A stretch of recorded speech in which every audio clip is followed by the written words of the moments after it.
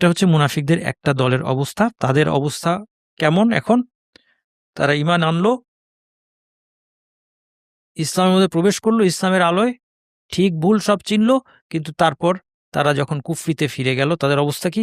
সুম্মুন, তারা বধির, বুকমুন, তারা বোবা, উময়ুন, তারা অন্ধ। তারা ফিরে আসবে না, কারণ তারা বধির, বোবা এবং অন্ধ। মুফাসসিরগণ বলেছেন, মুনাফিকরা হেদায়েতের বাণী শোনার ক্ষেত্রে বধির, সত্যকে ব্যক্ত করতে অপারগ এবং সত্যকে দেখার ক্ষেত্রে তারা অন্ধ। তাদের এই অবস্থাটা তাদের হেদায়েতের সাপেক্ষে তাদেরকে বলা হচ্ছে তারা বধির। তারা হয়তো কোরআনের বাণী, তিলাওয়াত, রিসাইটেশন তারা শোনে, কিন্তু এর শিক্ষা এই কান দিয়ে প্রবেশ করার মাধ্যমে যে তারা উপকৃত হবে সেটা হয় না। এরপর তারা মুখ দিয়ে সত্যকে ব্যক্ত করতেও অপারগ এবং সত্যকে দেখার ক্ষেত্রে তারা অন্ধ হয়ে আছে, যদিও বা তাদেরকে আল্লাহ দৃষ্টি দিয়েছেন। এই হচ্ছে তাদের অবস্থা।